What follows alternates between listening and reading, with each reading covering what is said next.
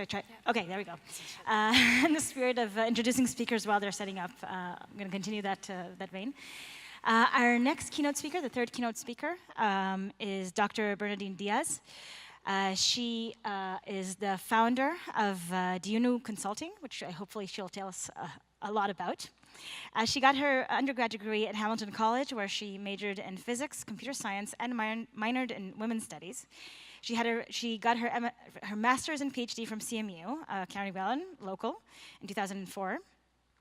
Before starting her own company, she was an associate professor in the Robotics Institute at CMU, where she founded and directed the TechBridge World research group, and hopefully we'll hear about that as well a lot. And she termed and she coined the term compassionate engineering, which I think is just fabulous.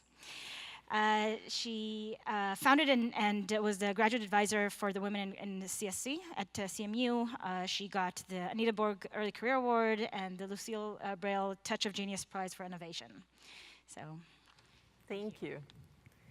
Thank you, everybody, and welcome to my talk. This talk will be a little different from most of the talks you'll hear at a robotics conference. So yeah, there are algorithms, there's software, there's hardware, but mostly I'm going to talk about everything that surrounds those and hopefully convince you that as technologists, more than ever today, we have a greater role than thinking about just the technology. So my name is Bernadine Diaz, as was introduced, and I currently run Diunu Consulting, which in some ways is a stopgap measure for me while I plan my next organization. But given that a lot of the work in this talk has spanned about 15 years now, was done at Carnegie Mellon, so I thought it was important to also give credit to Carnegie Mellon. All right, so we're going to talk about robotics technology for underserved communities. And apparently the clicker was not put in. All right, so we will go this way. So we will do this manually, that's fine. This is actually very indicative of the work I've been doing for the last 15 years. There are way too many people to thank, so I apologize. There is no way for me to thank them all. But as you can imagine, when you talk about work that has spanned 15 years, there have been many sponsors, many contributors, and many organizations. And let me just say that the credit for all of this work really goes to them. I cast a vision, I built a team, and I convinced a lot of people to do great work, but really, they're the ones who did a lot of the good work. So I get to talk about it, which is great. Okay. So here's what I plan to tell you. It's a pretty simple story, and we will skip through here. So let's talk about what I do, why I do it, and perhaps most importantly to you, why it is relevant to you, in my opinion. What I do is technology for underserved communities. So what does this really mean?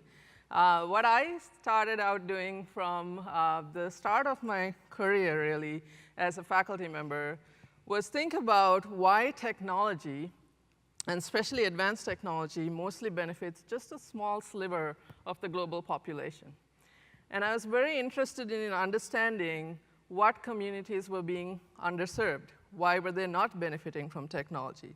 Could we come up with a methodology to create technology that truly has impact? I was less interested in kind of the cool demos and more interested in 20 years, 10 years down the line, they were still having impact.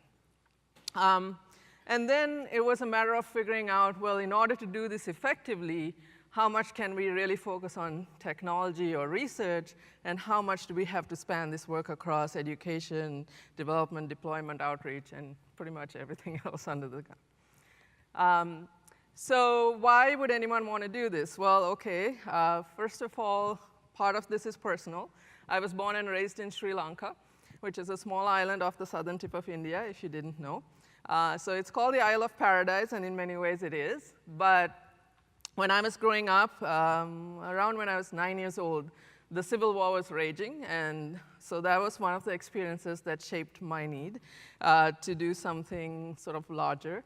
I also grew up in a small family, I mean, not very small by many standards. So it was 6 kids, but, right, small income family, I should say. single parent income, but very focused on education. Both of my parents were educated, and they believed that education was the way to move forward. And my mom actually had a dream. She said, I wanted to raise 6 children who are going to change the world. So, you know, we grew up with not enough money to eat food sometimes, but we always had books, and we were always told we were supposed to grow up and change the world. So that's fine, okay. We also had a lot of opportunities, and part of this was my parents believed very strongly in service. So we worked every year with people with disabilities, with people in different organizations, people who are underprivileged in different ways. And that's partly how I came to have the vision that I have. But I also remember growing up in Sri Lanka how a lot of the problem solving was done by flying in foreign experts. And they would come in and they would give us this solution and then fly out, and we were left with more problems than we had solutions. And I was very determined not to do things that way. So you'll see a little bit of that reflected in my approach. And so I came here, I found someone I wanted to marry, imagine, and I took him back home. So he was Australian at the time. We're now both US citizens. And the first time I took him home, the tsunami hit Sri Lanka, imagine, right? So that was quite the introduction to my family. And then there was the devastation of the tsunami and us trying to figure out, well, how on earth can this be happening this day and age? What can technology do to make a difference? So if anyone believes in sort of external forces pushing you in a certain direction, that's been my life.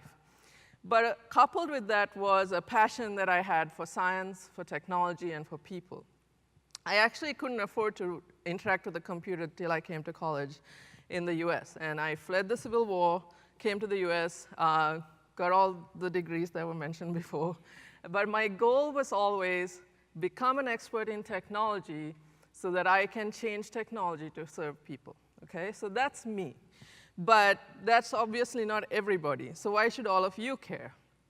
I think that everyone can agree that technology is increasingly influencing society, and it's becoming a part of all of our lives. You see it every day on the news in different ways.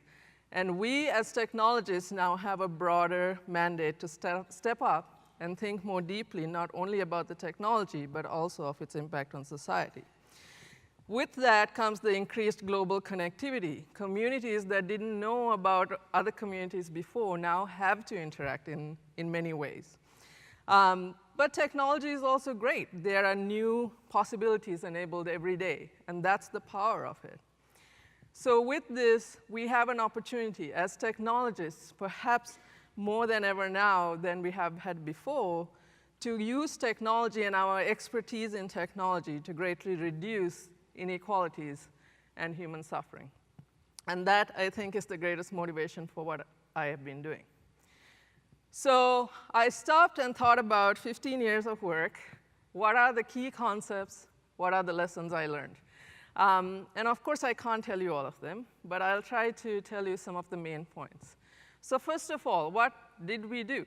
We spent a lot of time just talking to a lot of communities, listening to their problems, their lives, their goals and dreams, and working with them to innovate solutions that served them. The other important thing, I think, and perhaps this was more important than any technology we built, was we worked really hard to train a lot of people. Some of them were Carnegie Mellon students. Some of them were students in other parts of the world, or even in the US. And others were just community members, members who may have not had any education whatsoever, to appreciate and make informed decisions about technology, and also in the process motivated a lot of those people to become compassionate technologists, if you will. I think this is really important. Diversity in voices and in thoughts and in opinions that come to the table in the innovation process can truly strengthen the innovation process and the end result. And this is really important and perhaps what I'm most proud about. You'll see throughout my talk, I'm sorry, I should have mentioned this before, all of these pictures are from our fieldwork. So this one is actually a picture of my team in Cambodia. This next picture, and the little green boxes are citations if you want to look up any of the papers that talk about those concepts. This one is actually a small school for blind children in Zambia. This was in Safula. It's called Safula. It was in Mongu, Zambia. We were only able to spend 2 days with them due to a large number of logistical issues that came up. And these are the teachers in that school. They're all blind, and they love music. A lot of the African culture has music embedded in its soul. And so they had their own little band, and even though we only were able to work with them for 2 days, they actually composed and performed a song for us, telling us how Africa thanked us, which is one of, I think, the highest award, I would say, that I have gotten from this work. So this is a very special picture to me. Okay, so this is all good and well, but what is our process? This diagram sort of summarizes what we do. We started by building partnerships. This was always important, and I'll mention again why. We started, after the partnership was built, or during that partnership process, assessing needs, something that technologists don't do as often as we should. And it was only after we understood the context and the need that we started building our innovation team. So we knew which skills we needed, we knew which multidisciplinary aspects we needed to be on that team. We built that team. Of course, we had to raise funding. And then there was an iterative innovation process with that community. And once something was at a state that was useful, we would, of course, focus on a variety of means of dissemination. Some of it was academic publications, but a lot of it was disseminating within that community, within funding circles, and so on and so forth, so that we could continue this work to a deployment phase. Okay. This map is less important in terms of specifics, but I wanted to show you sort of the pattern here. These are, I think this is mostly up to date. This captures the different regions in the world that we were able to work with over 15 years. And what you'll notice is there's a spread across the globe. And that was really important to us so that we could understand, okay, we're working with a community at a time. Are there now common pain points that emerge? And that was something we were able to do over time, which was really useful. So I pulled out 7 lessons that I thought were worthy of sharing. And the first one I'm going to talk about, so I'll talk about each of these in a little more detail. But the first one I will talk about is doing cross-cultural fieldwork. If any of you are field roboticists or have done any form of fieldwork, you'll know that logistics is almost everything, right? So logistics in fieldwork, I was part of the Field Robotics Center. I'm very grateful to the Field Robotics Center for teaching me a lot about doing fieldwork. I think I saw Dave Verdegreen up there, who took me on one of my first field missions to the Arctic Circle. But here's what fieldwork was like for us. So this was a trip to Zambia that we took. You fly into Lusaka, which is its capital, and then you have to kind of figure out your way to Mongu. So packing is insane because you have limited baggage, and then you have to pack everything you need, all the technology, all of the extra supplies, and so anyone who has done fieldwork knows this. But what's harder is figuring out things like accommodation. A lot of the places we go to, you can't pick up the phone and reserve a hotel or do an Airbnb or whatever it is. So you're relying a lot on that local partnership. And then you show up and they'll tell you, oh yeah, show up in Lusaka, catch this bus. All right. So you start talking to the people around the bus or in that area, and they tell you, oh, take the morning bus, because if you take the later buses, there's a good chance the bus will break down and you won't quite make it to Mongu, and then you're stuck in the middle of, you know, this national park, and the hippos will probably attack you. I'm like, all right, great, good to know. You don't read that anywhere, right? So these are the kinds of local things you have to be really willing to sort of embed yourself in that environment and go with the flow, but also always be asking those questions and building trust with the local community.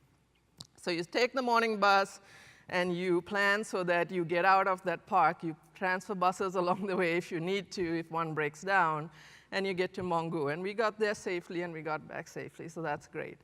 The picture on the top middle there shows you some of the service we did. Often we end up coming into a community, and there's just a lot of help then, that you can provide as a technology expert. So in that case, we were setting up a new computer lab for them, not from our computers. They had gotten donations.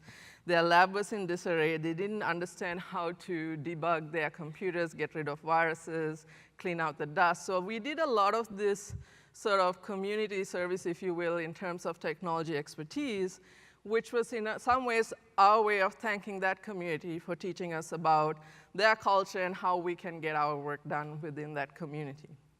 So this was a great way we found to build trust, because we could go in and get school computer labs up and running again, which they were overjoyed about, and help them to understand how to maintain that in a way that was better, more useful for them. We ate things I couldn't tell you. I believe this is nshima and chicken or fish curry. But yeah, you have to be very adventurous in your food. But you have to also stay safe and healthy. So in a lot of communities, we couldn't eat fresh produce or salads because we didn't know where they had been grown or how well our stomachs would handle that. So honestly, we would go on salad binges whenever we returned from field trips because we really missed the fresh produce. And we drink a lot of soda? I don't know, Coke, basically, because that was the one thing we knew was quality controlled everywhere. You have to be careful about the water you drink. And then there are lots of customs. You have to think about which gifts you're going to take. One gift is offensive in one culture, but is highly regarded in another. You have to give a lot of these speeches. We would be invited to a dinner in a chief's house, and everybody would be sitting and waiting, and we are wondering, well, do we eat? What's going on? And then someone will say, you're supposed to give a speech. Oh, okay. So you stand up and you say something that you hope is appropriate. But you have to do a lot of preparation beyond your technology.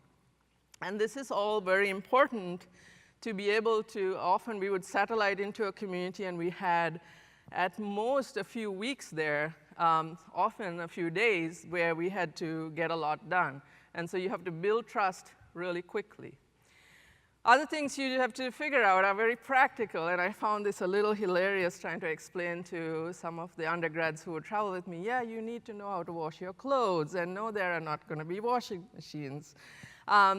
You have to plan for power outs. So there were times when, this was very indicative of a time in Zambia, where there were blackouts for large parts of the day, and so you had those precious few hours with power where you would make sure you charged everything. You often had, and sometimes we actually had an intern sitting in our Pittsburgh office, and we would use our little internet time to send her an email with all the things we needed her to research, and then she would send one email back, and that would be how we got things researched on the internet that we needed. But the other thing I want to mention is you'll also see a lot of things that you're not used to. So things like when we were working on literacy projects, we would look at their school books, and they would say things like, children have the right to eat, or children have the right to play. And there was a big push at that time in that community to help children understand the rights they have. And so it's interesting, you kind of get into the middle of these debates, and you have to kind of walk a line where you make sure you're only really playing up to your technology expertise, and the rest that they understand is your personal belief. And then the classroom settings are very different. People would invite us to come and do computer games in classes, and they didn't even have power outlets. So sometimes the things people ask were very different from what they were used to. But at the end of the day, you had situations like this, where you would set something up, and you come back the next day, and all these kids are surrounding that game, and they're playing with it, and they've figured stuff out. And those are the exciting and really rewarding times. And it makes it all worthwhile. So fieldwork is challenging, but there are also incredible rewards. OK, so one of the really important things is respecting local culture. I think this is really important because of what I had said before about how I felt as a Sri Lankan when people came in and tried to solve my problems for me. So we established really early on this notion of working with local partners, only going where we were invited, and maintaining our expertise only in technology, whereas we respected their expertise as local, in terms of local knowledge and what they wanted, their vision for progress. So I picked a project for each of these lessons to try and tell you a little bit more about the work along the way. I think a good one to talk about here is an internship we started called iStep. It was the Innovative Student Technology Experience, I believe. And what we did was we would train batches of students who would go out into a community over the summer. So I think it ended up being something like a 9-week internship where 1 week was in Pittsburgh campus, and they would go through this intense training, and then they'd spend 8 weeks overseas embedded in one of these communities. It was a multidisciplinary team. There were technologists, there were policy people, there were needs assessment specialists, and so on and so forth. And they were all trained to do fieldwork in this area, and we would send them without staff or faculty, but they would have a 24/7 hotline back to us. And this was important because that was the only way they were going to learn how to make all the decisions that they needed to. But of course, we had always vetted that partnership, and we had set things up so that they could hit the ground running. So this was 2013, which was in India. What are the lessons we learned here? Building strong partnerships with multiple stakeholders was really important. You can't just go in and talk to the leader of the community because you have to be able to understand the views of all the different people at the different levels in that community. And you need to eventually rely on their local expertise and local knowledge, so that partnership, the stronger it is, the better your work's going to be. We did a lot of homework engaging with what we call cultural translators. So these are people who understand both your culture and the culture you're going to. They're the best people to translate for you. And as much as we could, we found these people, and we did a lot of preparation with them. You have to understand traditions, languages, appropriate gifts, customs, and so on and so forth. And the more you can manage your expectations and go in with the right expectations, the less traumatic and the more rewarding your trip is going to be. One of the important things we did was we really strived hard for equitable partnership with that community. And this was important because of the last bullet point, which is joint ownership. We wanted the community to feel like it was their project as well. Because if that did not happen, it was about you coming in, doing your project, leaving, and then if anything went wrong, they would call you and be like, your project failed. But when they talked about our project, then we knew we had any chance of success. So this equitable partnership took a lot of work because a lot of people didn't feel equal, and so you had to work really hard, invest a lot of time and effort building trust with the different community members. But I think this is a key to any success that we had. So, okay, how on earth do you have meaningful discourse with people who are in an entirely different space than you are? And a good project to talk about this is when we worked with parasocial workers in Tanzania. So these pictures show you where we sent a team of students, having done some initial field work, to Tanzania. And at this point, the government there was interested in better getting the aid they were getting for AIDS to the AIDS orphans. So these are children who are orphaned by all the adults in the community, basically dying of AIDS.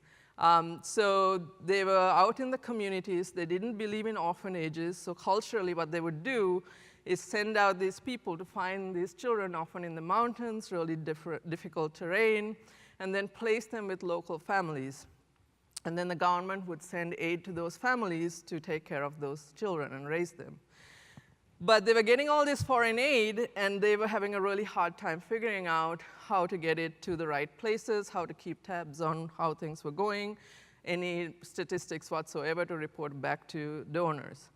They had a huge shortage of social workers, which is why we worked with parasocial workers, which were people who volunteer from their community, come in and sometimes get some training if they can, often at their own expense, So all the social workers in Tanzania at that point were actually training parasocial workers. They weren't doing the social work themselves because there was such a great need.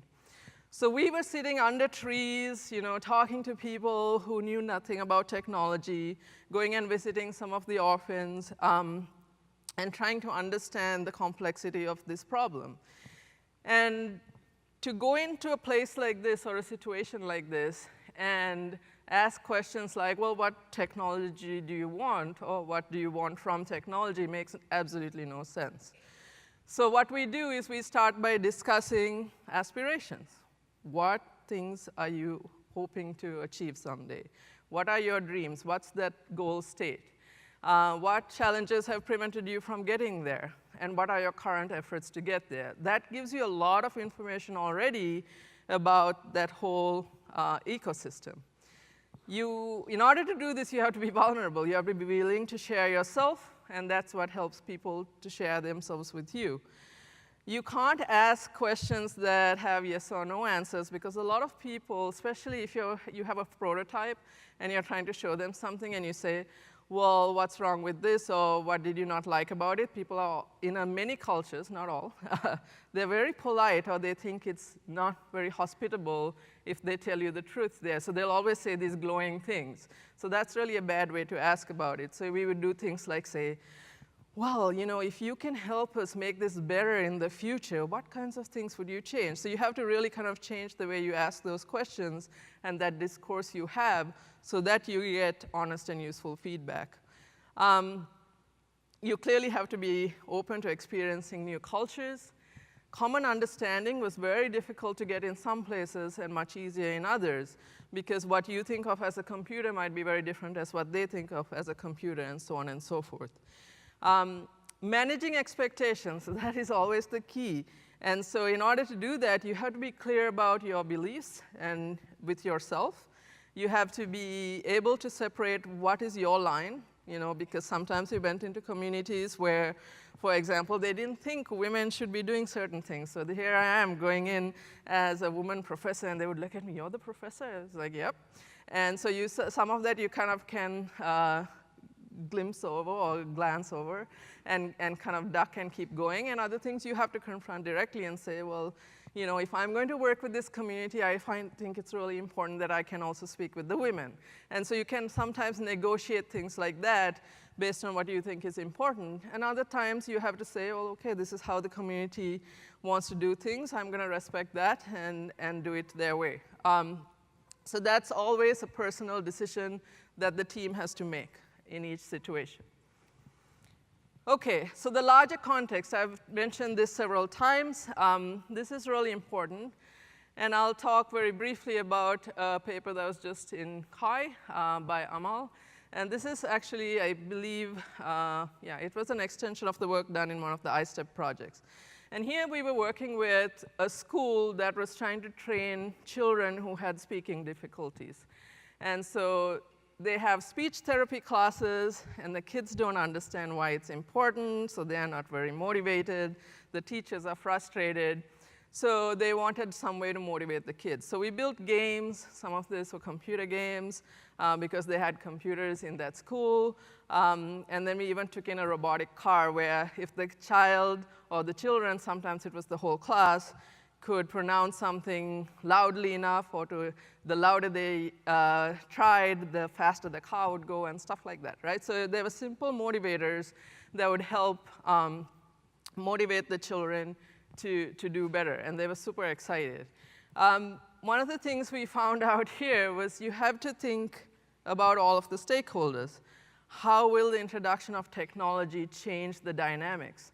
How does it really impact the teachers versus the students versus the school and the administrators? If you have technology in there, do things change?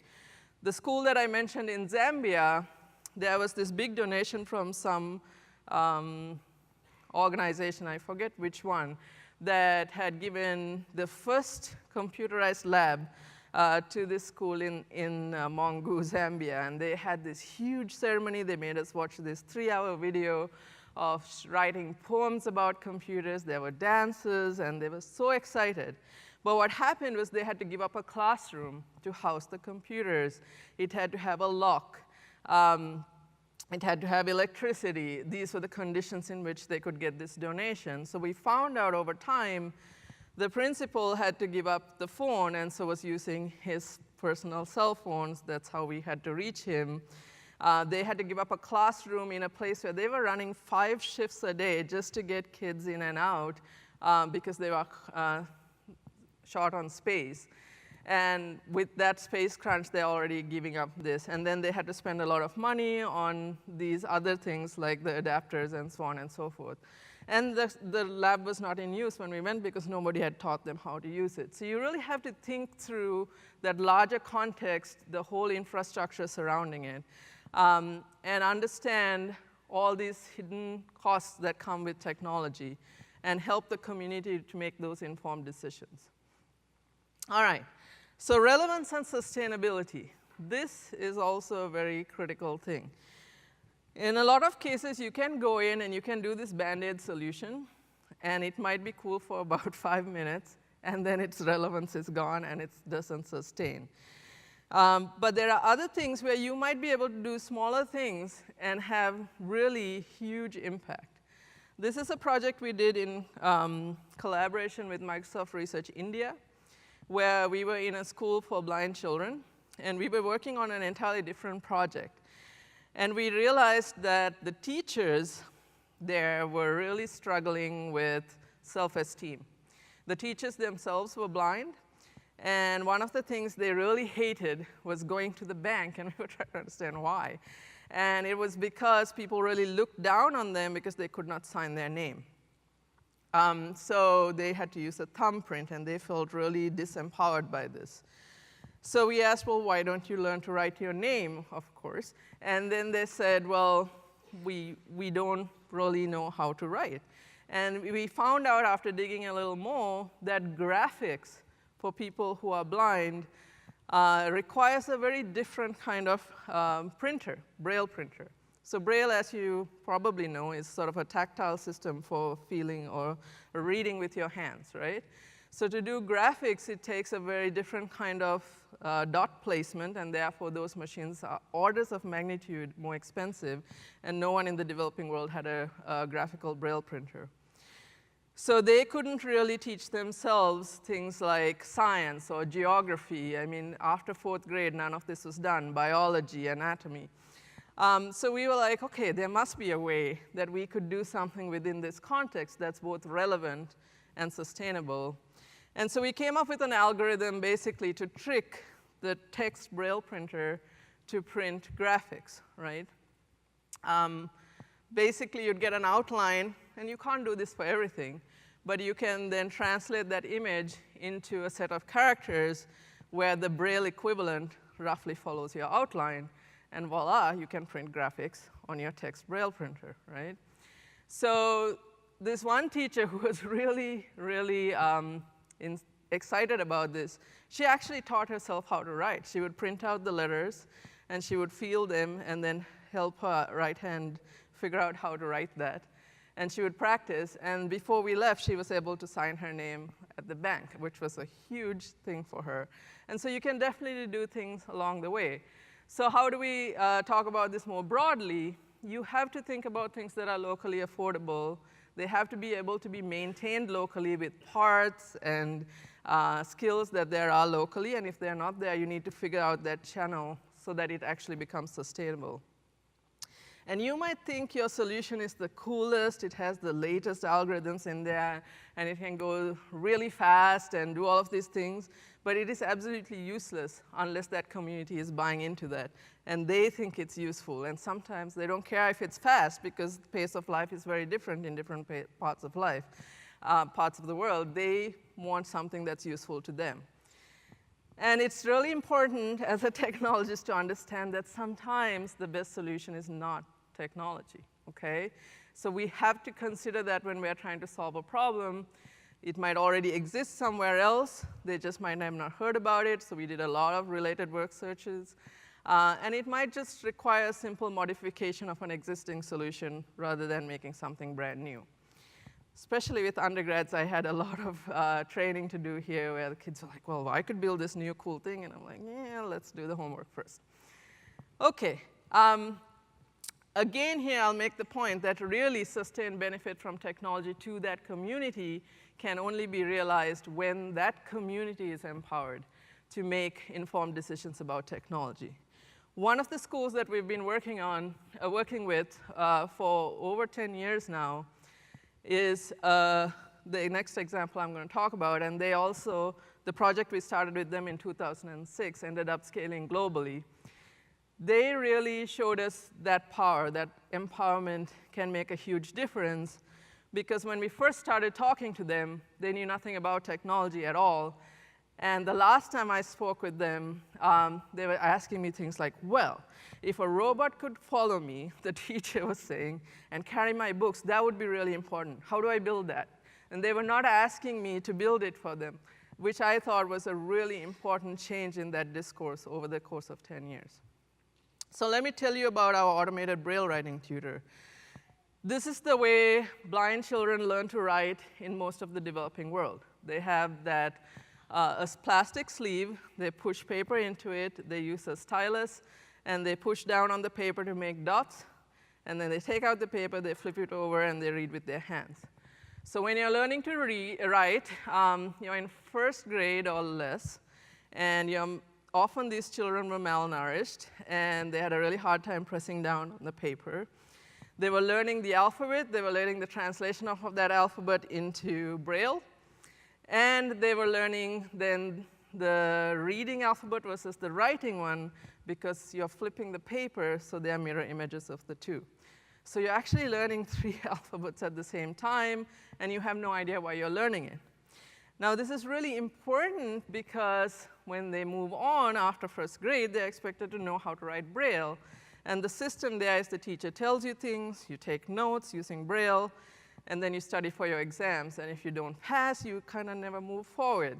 So your entire future career in education depends on you learning to write Braille. And there were too many children not learning this and not even understanding why it was important. So we built a Braille writing tutor, which was an electronic device. Oh, sorry, I should show it to you. It's what the little kid is using there. And we have built several versions of it over the last 15 years. But that's also one of the things that won the innovation award that was mentioned earlier. This device would basically speak to the child as they wrote Braille. It would make it fun. There were games. And it would allow them to do guided practice. And you could embed a lot of customization into it, including local syllabi. We could customize for the younger students with the voice of the teacher, because this built trust, and many more such things. We found, having worked on this project for a while, that there were many schools for blind children around the world that had very similar problems. But the Braille is like any other language. There is English Braille. There is even British English Braille and American English Braille, which are different. There's Arabic Braille. There's every language has its own Braille. Chinese Braille apparently has 3 or 4 cells per character. So how do you scale this?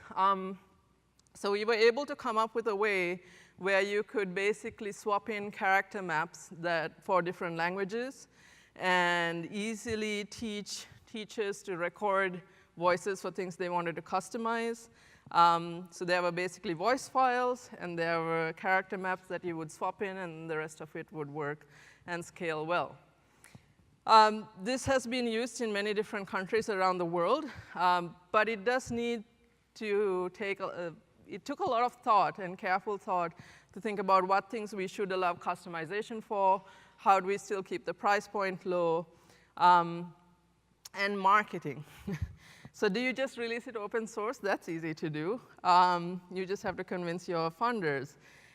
The harder part is, well, OK, I might put this concept out there. Who's going to build it for them, especially when there's hardware involved? Who is going to maintain it? Who is going to make sure they're using it correctly and answer any questions they have? So market dynamics play a huge role.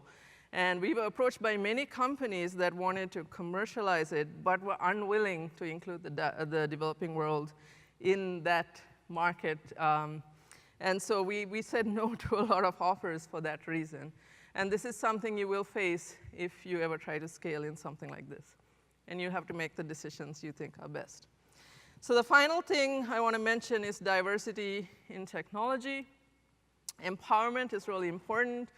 We've taught classes all over the world. I was privileged enough, this is Ayako Korsa, who was one of my PhD students at the time. She's now head of computing at Ashesi University in Ghana.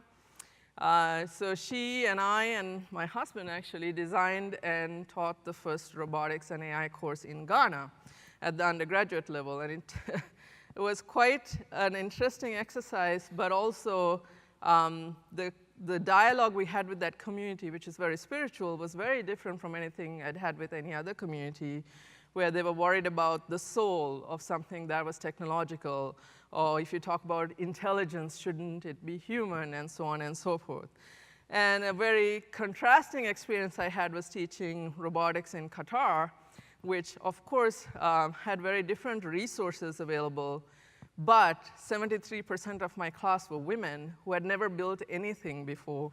And the CS thing was new. They were like, yeah, we'll try it out because the boys are more interested in business. And so their first task was to assemble robots, and they were like, we haven't even built Lego. How do we assemble a robot? So it was a long process at the beginning, but several of them went on to actually get PhDs in computer science, which I'm very proud of. So that's really great. I think this empowerment is really key. Giving people access to knowledge, information, things that are not equal. The most most popular gift in Zambia were these buttons we took that said, I love robots. And that's a little girl in Zambia. And they would just wear these really excited throughout the time we were there, and probably still floating there. So if you ever see one of those buttons in Zambia, that came from us. We also struggled with people feeling they didn't deserve it. They were not qualified to be a part of an innovation process. They didn't deserve anything technological. These are all conversations we've had. Things like technology conferences, coming to a conference like this, even getting the publications from conferences like this or journals, infrastructure, these were all things people today still can't afford, and that's something I hope can change in the future. Just collaborating with someone can open up incredible opportunities. So when we worked with universities abroad, we tried to co-author papers with them, and that gave them tremendous opportunities that they would never had. They understood better about how to write a publication, how to get their name out there, and so on and so forth. And the last thing I'll mention here is that communities that are underserved doesn't mean they have nothing to offer. It's not all about us giving. We learn a tremendous amount, and they have incredible intelligence and talent that we could all benefit from if we can only help them get there. So towards that end, I want to mention that we have this website, Developing World Robotics, and we've put there several projects that you might not have heard of from places like South Africa, Thailand, Egypt, Peru. This lab is especially cool. I think it would be really great if people can reach out and start collaborations where people are interested. But maybe all of that is not something that's in your wheelhouse or something you're willing to undertake. Even within your own communities, there are people who are not served as much. I work a lot with the disability community in Pittsburgh, which is where I live. This was a project we did that's NSF funded, looking at human-robot interaction. Aaron Steinfeld runs it right now. But we brought in these people, elderly people who are blind, to interact with the Baxter robot. And I can't tell you how thrilled they were. They're like, we have never thought in our lifetime we would interact with a robot. And trying to understand how a robot should introduce itself to someone who is blind. They like to feel it out. How do you guide someone to do that in a way that's meaningful or useful? These are still things that are possible. One of the other projects I'm working on right now with Professor Steve Smith here is helping people with disabilities cross traffic intersections more safely using a combination of smart traffic lights and smartphones, right? So there are many things you can do. Reach out to communities that are currently not benefiting from technology. So what is this picture about? Here's my conclusion. Those are my two monkeys over there. They are 4 and 7 right now. And these are some beautiful kids we met in Zambia. And someday, my goal is that they will have similar opportunities to both benefit and contribute to technology, right? So here's my conclusion. I hope all of you will reach out across borders that separate you from people who don't have the same opportunities you have. All of us to be here are privileges, so let's use those privileges more generously. I hope you will think deeply and broadly about your technology. How is it impacting society? Who are the users? What harms can be done by others? And who gets excluded? And try and mitigate those. But even if you can't mitigate it, join a public discourse. We need to help everyone make informed decisions about technology and its use, its potential misuse, how we can safeguard against it. More than ever today, we need technologists in that public discourse. Join the effort to ensure that technology benefits everyone. Together, we can make a great difference. I really believe that. So, thank you.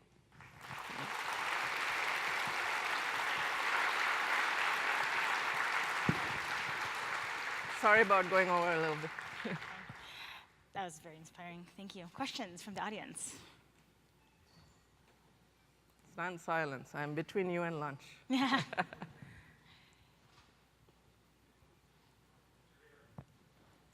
Over there, okay. Blue, it's going to be the blue microphone.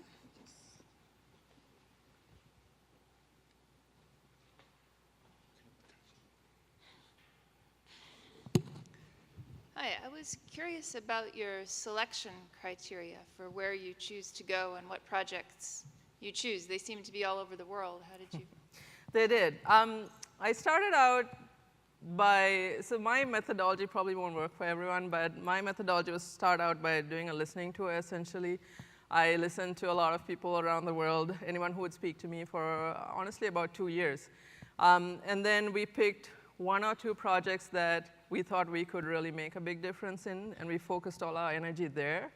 And that, honestly, was the last time we ever went looking for projects. After word spread about those projects, and I, to this day, don't fully understand how the word spread, we got inundated with requests. And it came to the point where we were actually sending requests to other groups because we thought they better suited the needs. We tried to do that matching sometimes. Other times, some projects would take off in a few months. Others took years to raise the right funds, to get the right team together. So I sort of let myself follow the need in many ways. And once you start establishing expertise in a certain area of technology, then it's easier to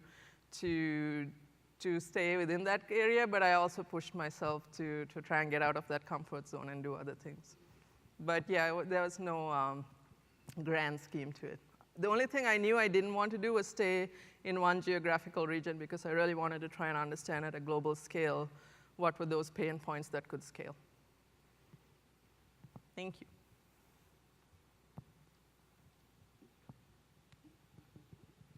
Other questions? Yes, sir. Again, the blue microphone.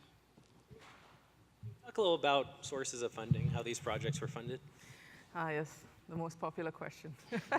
All right, so when you start a field that doesn't exist, then you have to be very creative about funding. The real answer is I became a very good beggar, I suppose. But realistically, what I did was I found ways to cross-subsidize is probably the best way to do it. To explain it. So you go to traditional sources, you look for what they would fund, and you carve out a project around that and carve out a piece of it that would fund something that was less traditional. And you make your case in the larger picture, and that's where we did some cross-subsidization. Some of it, because we had Carnegie Mellon students involved, companies were like, oh yeah, sure, I want that student to come work for me eventually. I was like, great, you're gonna fund an internship for said student to go work on this.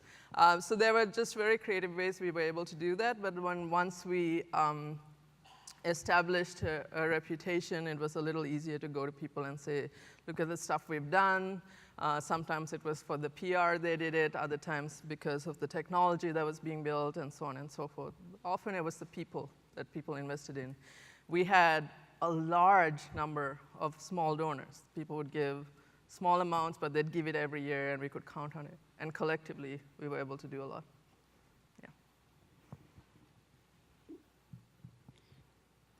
Up there. Oh, there. Over there. Hi.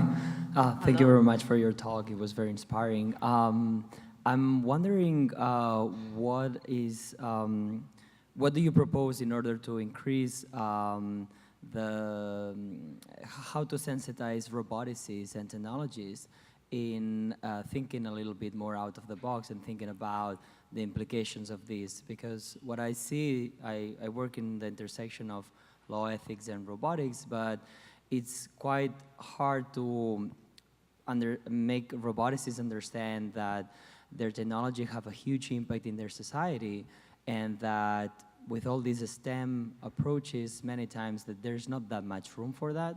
Mm-hmm. So I'm wondering, like, what would you propose for faculties in order to engage already, like, in the education of the importance of this? Thank you.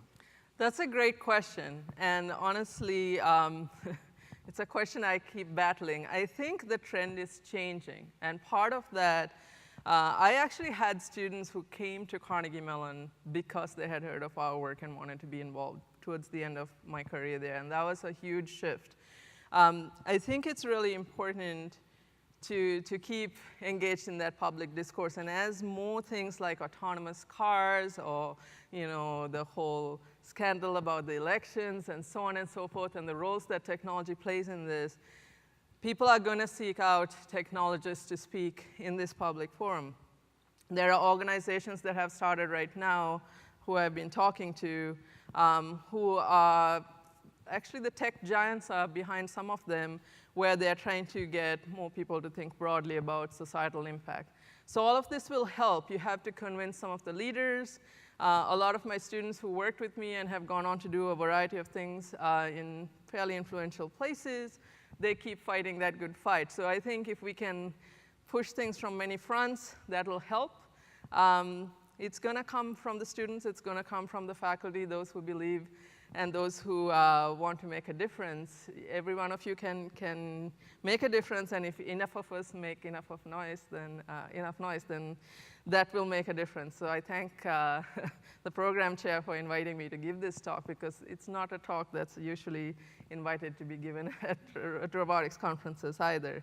But that's also partly why I left Carnegie Mellon. I mean, it was a great job, clearly great place to do robotics, but I felt like academia, I hit all the boundaries that I could reach. And I think that one of the things I can do next, and my goal is to create such an organization where we can get technologists and honestly lawyers and policymakers and everybody working together on these larger issues surrounding technology.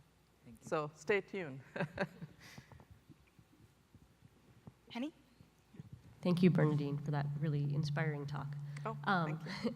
There seems to be a tension between knowing a particular local community really well and having broad global impact where your work can be accessible to many people. So do you have any strategies or thoughts about how to balance this need to understand the specific people that you're serving, and then also to create a technology that many, many people can use? That's a great question, actually. So the way I looked at it is the way most of us would look at most projects, right? Immediately, you got to satisfy your sponsor, right? And then, but you always think about, well, okay, how can this grow? For whatever reasons, it might be personal reasons, it might be the impact you want to have, it might be your career, because you got to get tenure, I don't know. Whatever the reason, or get your PhD. It's the same thinking. When I'm working with a community, my main responsibility is to that community. They are investing time and effort into this and resources, and so am I. And so that project should benefit that community. And then if I work then with enough different communities, I start to see those synergies Plus, they actually, we've had cases where one community we worked with then went and became ambassadors and took our technology to other communities. And those were really exciting moments. It took time to get there, but we did get there for some projects, and that was exciting. I'll also mention that not everything worked out. Okay, there are definitely failures along the way for multiple reasons, because there were forces beyond our control. And that's going to happen as well, so don't let that discourage you.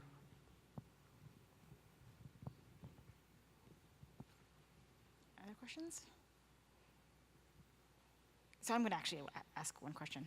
Sure. So you talk a little bit about the, there's a different, so you talked about different populations and people from places where you don't have electricity to you know, blind people in Pittsburgh. So if I was to, and it's going to be a somewhat US-centric question, but in the US there's also this kind of Yes. non-equal Absolutely. access. What have you seen as the major barriers for kind of maybe underserved communities in the US where it's not that they don't have electricity, they definitely do have electricity, right? So I hope. Most places do, and it's mostly reliable. One of the populations I started working with, and I'm still very interested or involved with, is the refugee population.